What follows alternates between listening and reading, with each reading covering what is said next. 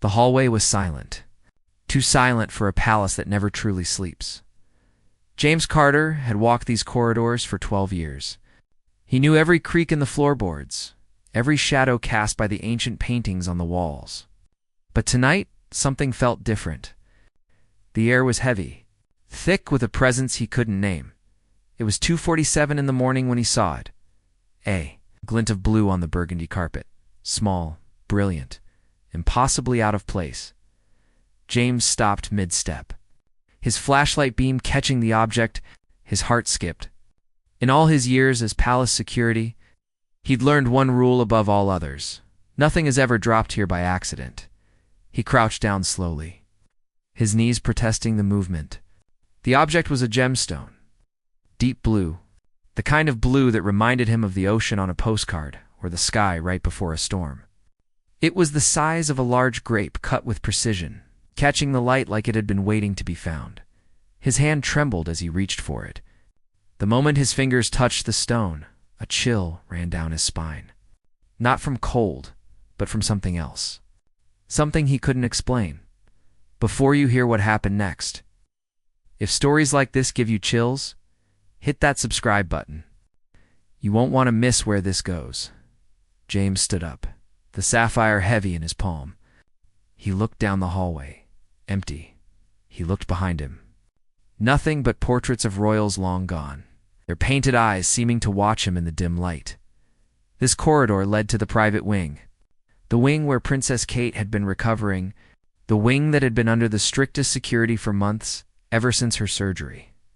The wing that no unauthorized person could enter, let alone drop something as valuable as this. His radio crackled. Carter status. He pressed the button. Found something in the east corridor. Need to report it? There was a pause. What kind of something? James stared at the sapphire. How did he even begin to explain this? A gemstone. Looks expensive. Very expensive. Another pause. Longer this time? Secure it. Don't touch anything else. Someone's coming to you. The line went dead. James slipped the sapphire into an evidence bag he kept on his belt. His mind raced. Who could have dropped this? The cleaning staff had finished hours ago. The royal family was asleep. The only people in this wing were medical personnel and immediate family. And him.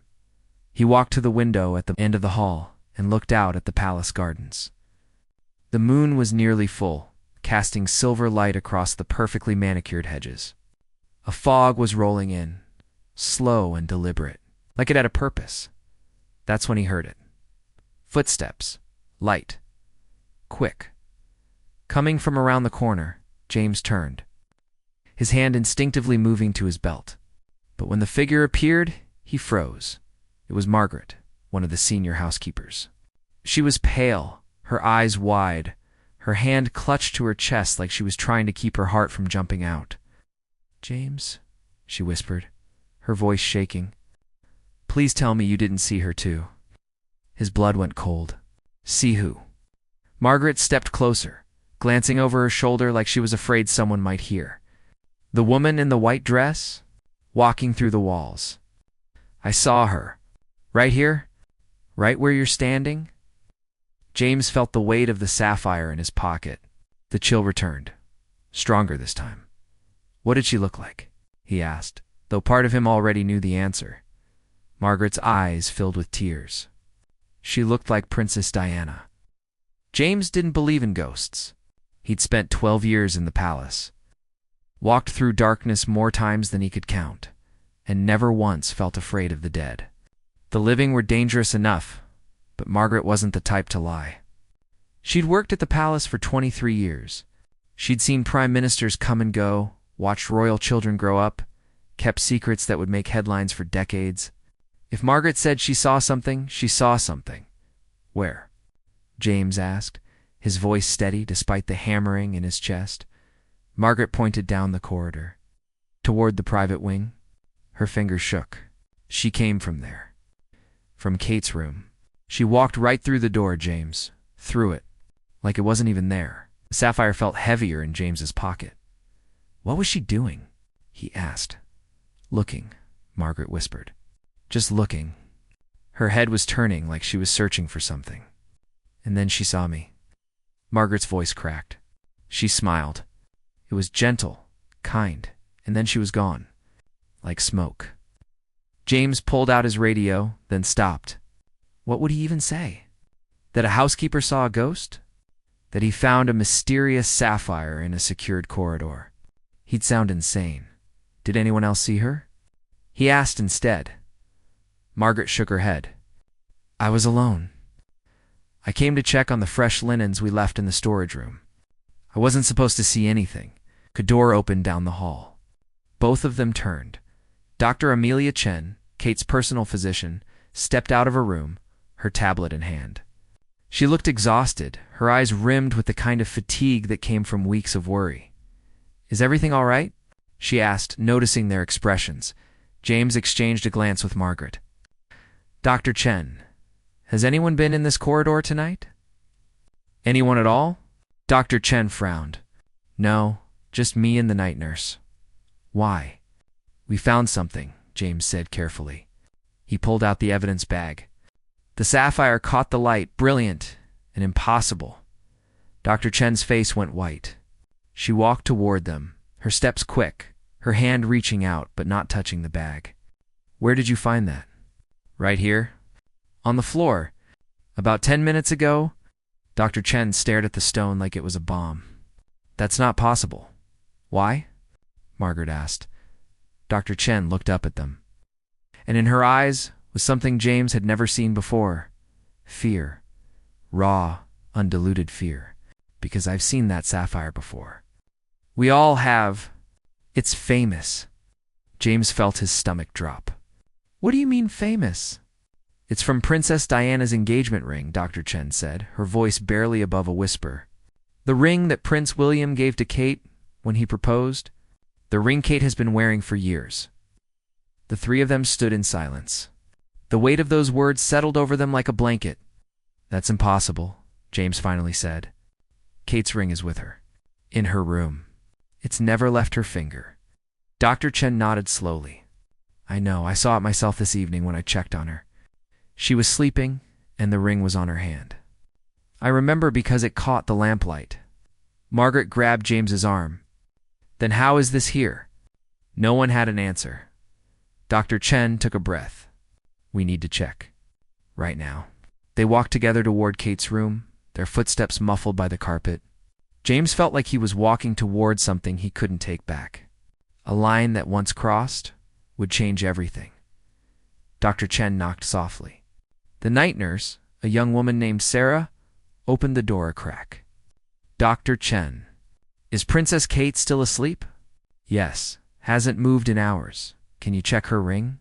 Don't wake her. Just look. Sarah's eyebrows raised, but she nodded. The door closed. They waited. The seconds felt like hours. When the door opened again, Sarah's face was confused. It's there. The ring is on her finger. I checked. James pulled out the sapphire. Does it look like this? Sarah studied it, her confusion deepening. Yes, exactly like that. The center stone. But that's... She trailed off. Impossible, Dr. Chen finished. Margaret's voice was quiet but firm. Unless there are two sapphires, they all looked at her.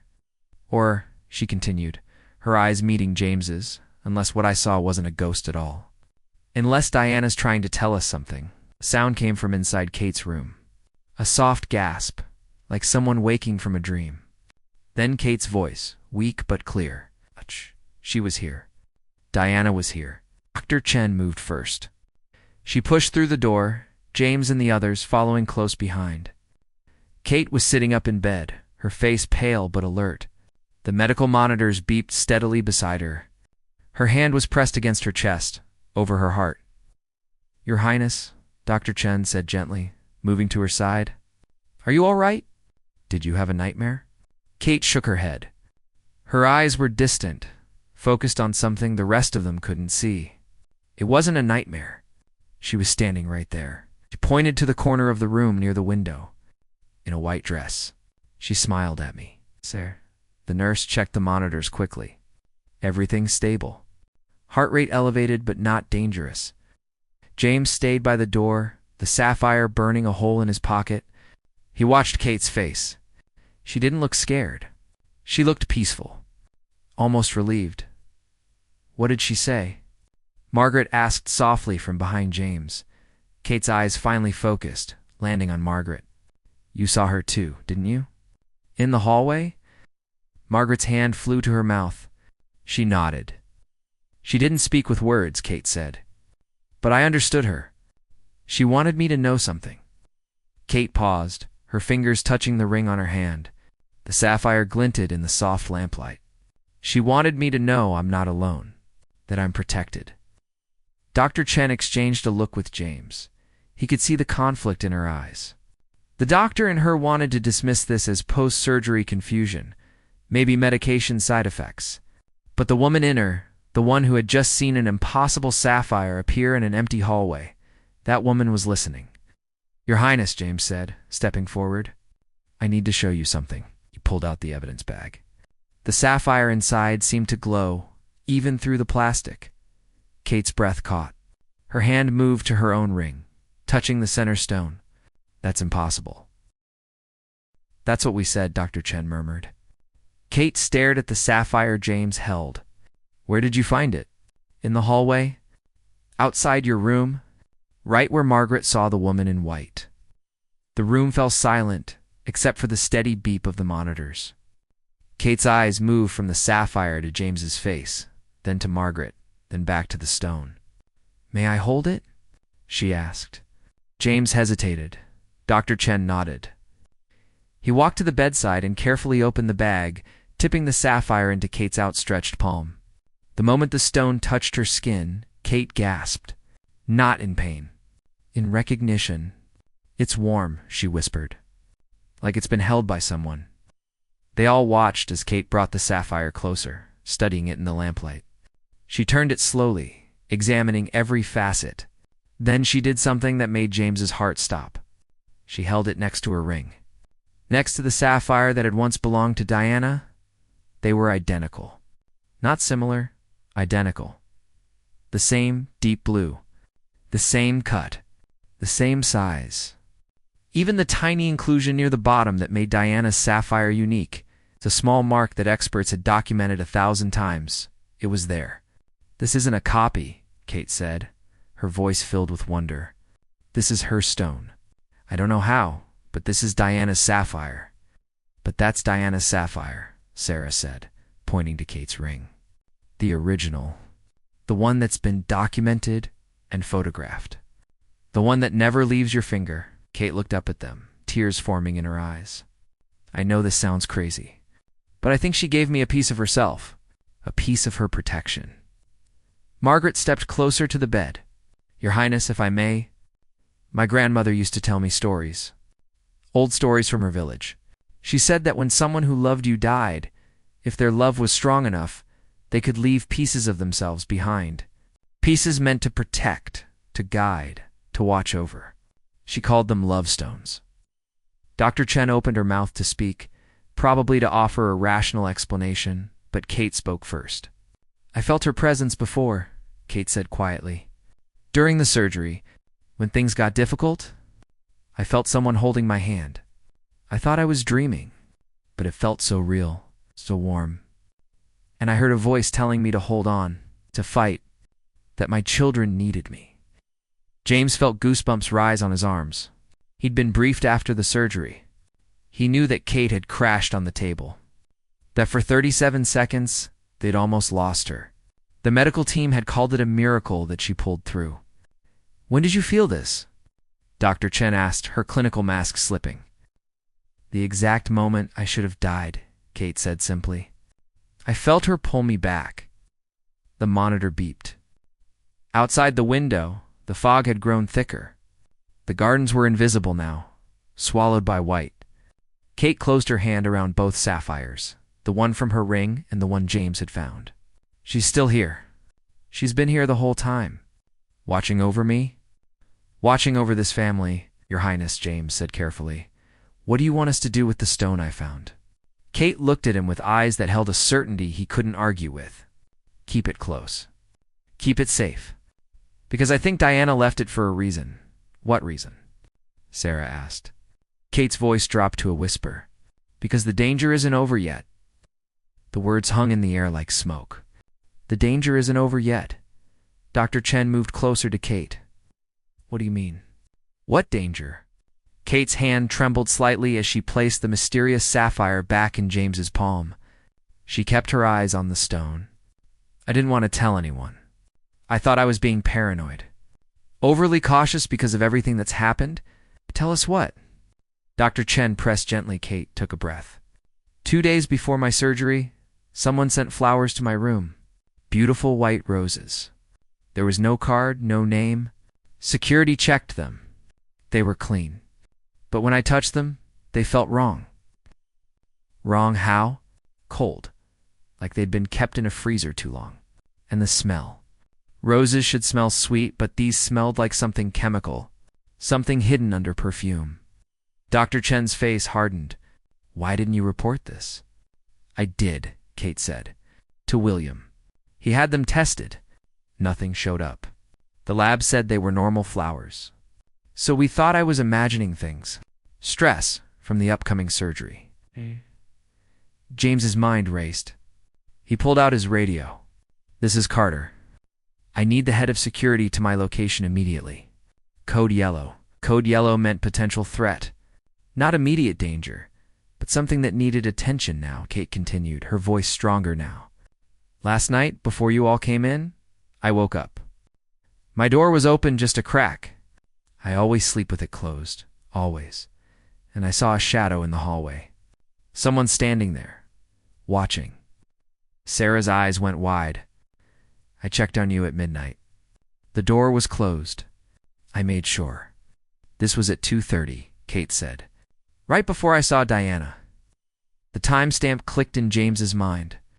He'd found the sapphire at 2:47. 17 minutes after Kate saw the shadow.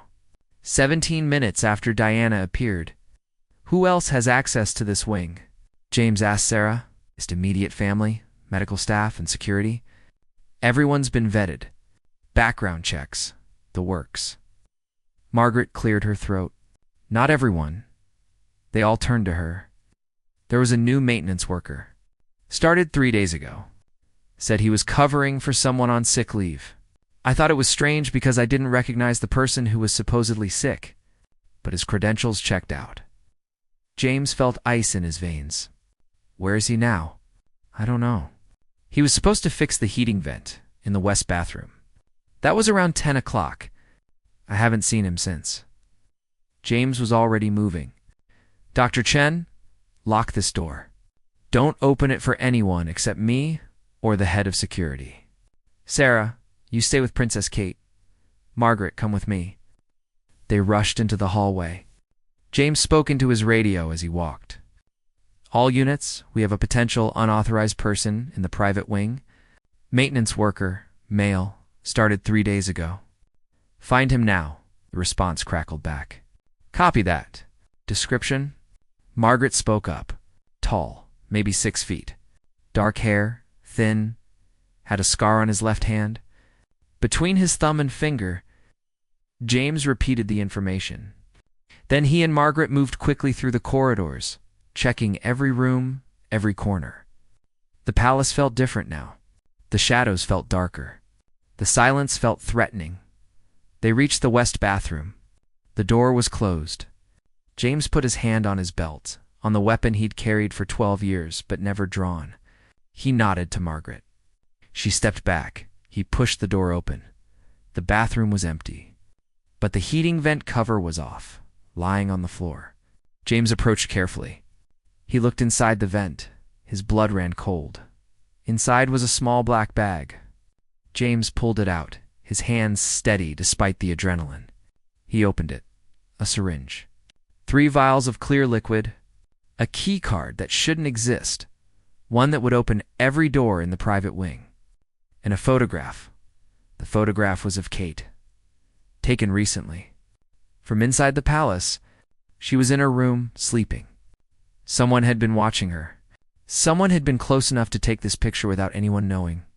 Margaret gasped. Dear God. James's radio erupted. "Carter, we found him. North entrance. He's trying to leave." James was already running. He sprinted through the corridors, his heart pounding. Margaret's footsteps echoed behind him. They burst through a side door and into the grand entrance hall. 3 security guards had a man pinned against the wall. He was fighting, snarling like a trapped animal. James recognized the scar on his left hand. "Stop moving," one of the guards shouted. The man's eyes found James, and in those eyes was pure hatred. "Too late," he hissed. "It's already done." "What's already done?" The man smiled. It was the cruelest smile James had ever seen. "The medicine. The injection. She's already dying." James grabbed his radio, his hands shaking. "Dr. Chen, check Kate's 4. Check everything.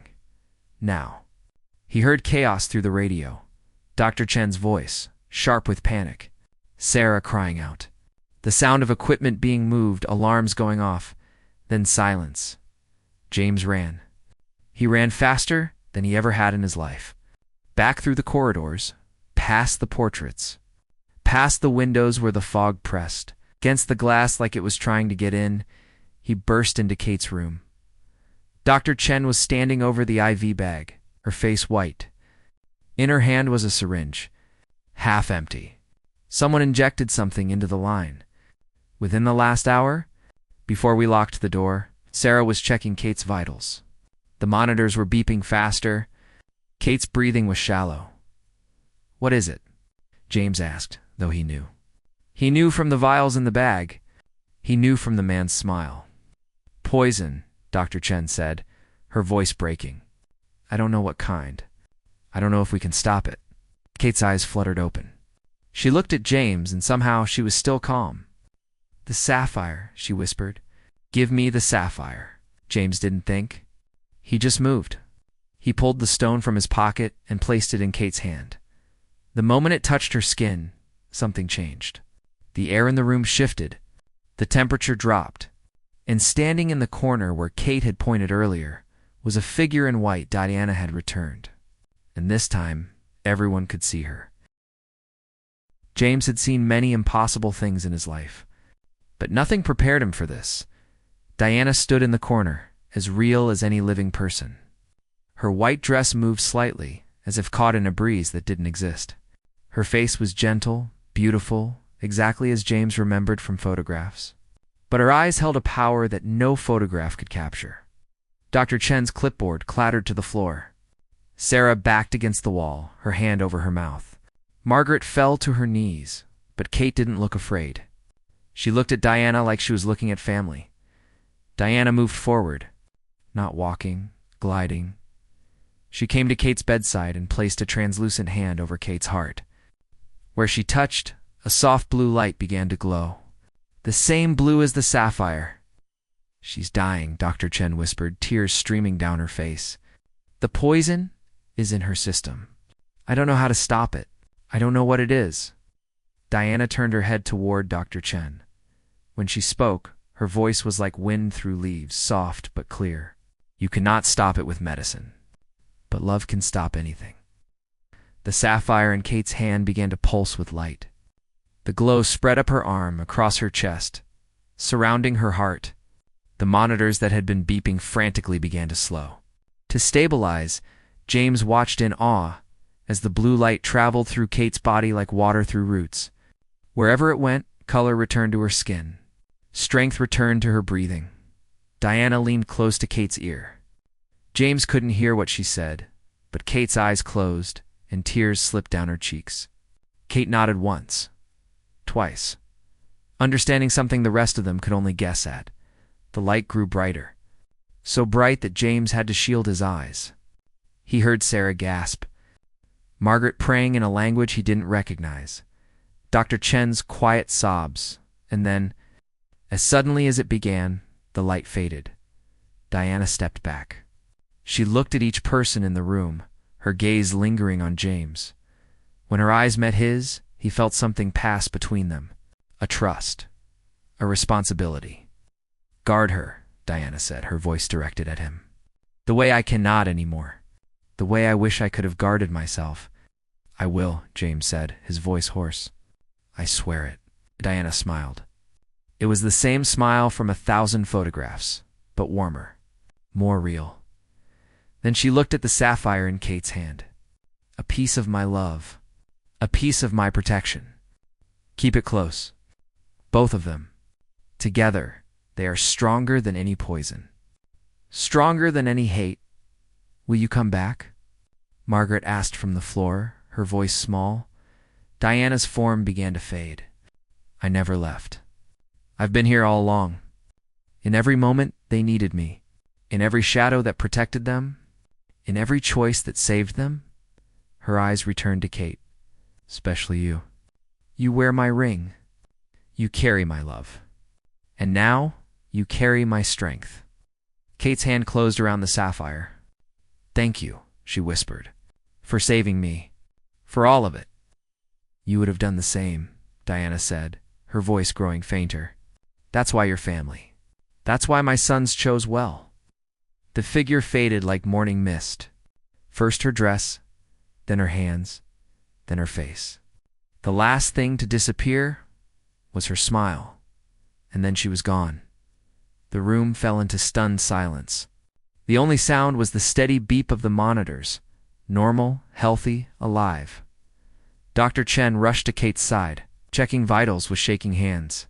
This isn't possible. Your blood pressure, your heart rate, everything's normal, better than normal, like the poison was never there. Sarah checked the 4-line, her hands trembling. The injection site, it's gone. There's no mark, no entry point, nothing. James pulled out his radio. His voice was steady now, certain. This is Carter. Secure the suspect. I want him isolated. No contact with anyone. And get forensics on those vials. I want to know exactly what he tried to use. Copy that. The suspect is secured. He stopped talking. Just keep saying it's impossible. James looked at Kate. She was sitting up now, the sapphire still in her hand, her other hand touching the ring on her finger. It's not impossible, James said into the radio. Not when someone loves you enough to come back from death itself, he signed off. The head of security would be here soon. There would be questions, investigations, protocols. But right now, none of that mattered. How do you feel? Dr. Chen asked Kate, still checking readings that defied everything she'd learned in medical school. I feel strong, Kate said, wonder in her voice. Stronger than I've felt in months? Like something broke inside me and healed better than before. Margaret stood up slowly, her legs unsteady. What do we do now? Do we tell anyone what we saw? Kate looked at the sapphire in her hand, then at each person in the room.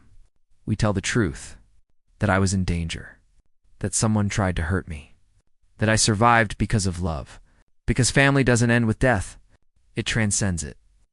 People will think we're crazy, Sarah said quietly. Let them, Kate replied. The people who matter will understand, and those who don't, they don't need to know everything. James stepped forward. Your Highness, what do you want me to do with the sapphire? The one we found? Kate held it up to the light.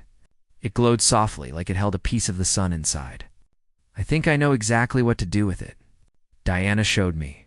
In that moment, when the light was strongest, she showed me everything. What did she show you? Margaret asked. Kate's eyes were distant, remembering something profound, something that changed everything. She showed me that this sapphire isn't just for me. It's for protection. For the family. For the people who would come after me. She looked at James. She showed me who the real target is. And it's not me. The room went cold again. Not from Diana's presence. From fear, who? Dr. Chen asked, though her voice suggested she already knew. Kate's hand trembled as she spoke the name. George, they're coming for my son next.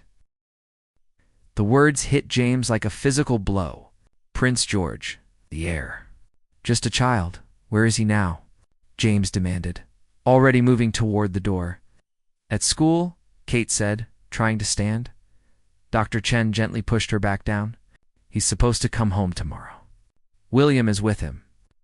James was on his radio immediately. This is Carter, code red. I need Prince George's location confirmed and secured. Right now. The response came back within seconds. George is at school. Prince William is with him. Security detail is at full strength. It's not enough, James said. I need double security. I need eyes on every entrance, every window, every person who comes within 100 yards of that boy. Carter, what's going on? James looked at Kate. She nodded. We have credible intelligence of a threat against Prince George. Treat this as active and immediate. Out. The radio exploded with activity. Commands being issued. Teams being deployed. The palace security machine kicked into high gear. Margaret's voice was shaking. How did Diana know? How could she know what they're planning? Kate held up the sapphire. She said love transcends death. Maybe knowledge does too. Maybe she can see things we can't, threats we miss, plans we don't know about. Dr. Chen was already on her phone calling someone. I need a full chemical analysis on those vials. Not tomorrow. Tonight. Now. She paused, listening. I don't care what time it is. This is a matter of royal security. Sarah moved to the window, looking out at the fog that still pressed against the glass. Do you think there are more of them? More people like that maintenance worker? Yes, Kate said simply. Diana showed me that too. This isn't one person with a grudge. This is organized, planned. They've been watching us for months, maybe years. James felt sick. He'd been responsible for this wing's security. He'd checked credentials. He'd followed protocols, and somehow they'd still gotten in. They'd still gotten close enough to poison Kate. This isn't your fault, Kate said, reading his face. They're professionals. They knew how to slip through. But now we know they're coming. Thanks to Diana, we're ahead of them. The door burst open. The head of security, Commander Richard Walsh, entered with 4 armed guards. His face was grim. Your Highness, we need to move you to a secure location now, Kate said firmly. I'm not running. Not anymore. With respect, ma'am, there's been a credible threat, I know, Kate interrupted. I was the threat. And I survived. Now we need to protect George. Commander Walsh looked at James for explanation. James held up the black bag. Found this in a ventilation shaft. Poison. Syringe. A keycard that shouldn't exist. And a photo of Princess Kate taken from inside this room. Walsh's face went white. He took the bag carefully, examining its contents. How did she survive the poison? Everyone in the room exchanged glances. How did they explain what they'd seen? A ghost. A miracle. A mother's love reaching across death itself. Does it matter? Kate asked. I survived. Now we use that gift to protect my family. Walsh nodded slowly. I'll need statements from everyone in this room. And we need to interrogate the suspect. He might know about the threat to Prince George. He knows, James said. When we caught him, he said, it's already done. Like there was more than one plan. More than one target. Kate swung her legs off the bed. Dr. Chen protested, but Kate waved her off. I'm fine. Better than fine. And I'm going to see my son, Your Highness. I really don't think Commander Walsh started. Then don't think, Kate said, her voice steel-wrapped in silk. Just get me to my son now. The determination in her voice left no room for argument. Within minutes, Kate was dressed. Within 10 minutes, a secure convoy was ready. Within 20 minutes, they were moving through the night toward the school. James rode in the lead car, the mysterious sapphire secured in his jacket pocket. He could feel its warmth through the fabric. A constant reminder of what he'd witnessed, of the promise he'd made. Margaret rode with Kate, her hand holding Kate's. Sarah and Dr. Chen followed in a medical van, just in case. Commander Walsh coordinated from the command center, his voice steady in James's earpiece as he directed teams across the city. The fog had lifted. The moon was bright now, casting silver light across the roads. James watched for threats in every shadow, every car that passed, every person on the street. His radio crackled. Carter, we've got a situation. James's heart stopped. Talk to me. The suspect, he just confessed. Said there are 3 more operatives. 2 at the palace. 1 at the school. Details. Now, the one at the school is posing as a new teacher. Started last week. No one thought to check because the credentials were perfect. Kate grabbed James's shoulder from the back seat. What subject? James relayed the question. The answer made his blood run cold. Physical education. He has access to all the students, including Prince George. Kate's hand moved to the sapphire on her ring. She closed her eyes. James saw her lips move, speaking to someone they couldn't see, asking for help. For guidance, when she opened her eyes, they were clear. Certain, Diana says he's in the gymnasium. Right now, with George? Commander Walsh's voice came through, skeptical. How could she possibly just trust me, Kate said. Get William and George out of that gym now. James made the call. The convoy accelerated. They were still 10 minutes away. In his earpiece, he heard chaos, shouting, running footsteps.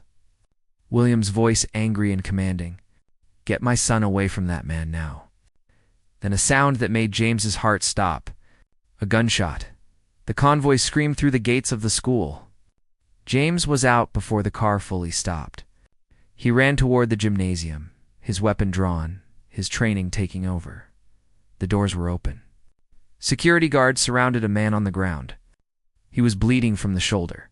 Alive, but neutralized. And standing in the middle of the gym, holding his father's hand, was Prince George. Scared but unhurt. Safe, William saw Kate and relief flooded his face. How did you know? How did you know to warn us? Kate walked to her son, dropped to her knees, and pulled him into her arms. Tears streamed down her face. Someone who loved you before you were even born told me. Someone who's been watching over you your whole life. Ow. George looked confused. James saw William's eyes widen with understanding.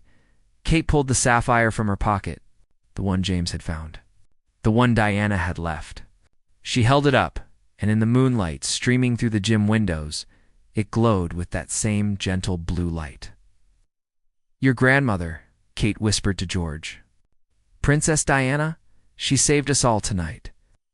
George stared at the stone with wide eyes. Is she still here? Kate looked around the gymnasium, at the shadows in the corners, at the light that seemed softer than it should be, at the feeling of presence that surrounded them like a warm blanket. Yes, Kate said. She's always here, watching, protecting, loving us.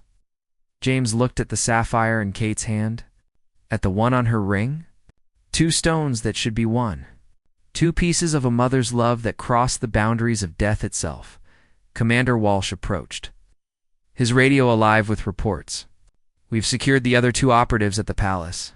They're in custody. The entire network is shut down. How many were there? William asked. 5 in total. All connected to an extremist group. They'd been planning this for 18 months. James thought about that. 18 months. Long before Kate's surgery, long before anyone knew she'd be vulnerable. But somehow, Diana had known. Had prepared?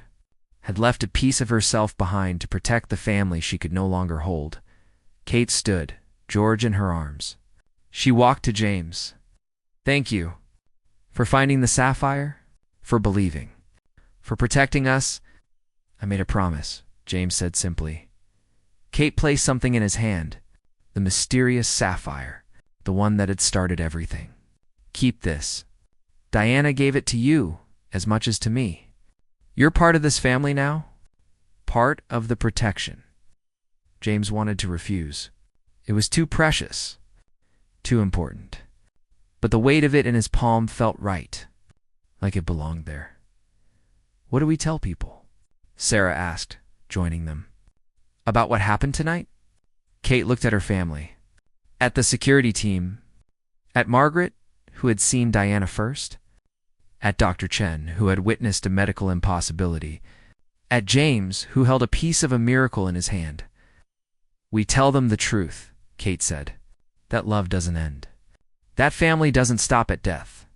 that a mother's love is the most powerful force in the universe. And sometimes, when the people you love are in danger, that love finds a way to reach across the void and save them. Oh. The moon shone through the windows. The gymnasium was quiet now, peaceful. But James felt it. That presence. That warmth. He looked up at the rafters, at the shadows that danced in the moonlight. And for just a moment, he saw her, Diana, standing in the light, her hand raised in farewell, her smile telling him that the watch would never end. That love like hers never died. It only changed form. The sapphire in his hand pulsed once, warm, alive. A promise made and kept. A mother's love, protecting her family from beyond the grave. And somewhere in the night, James could have sworn he heard a voice on the wind, soft as a whisper, "Guard them well." He closed his hand around the sapphire. "Always," he whispered back, "always."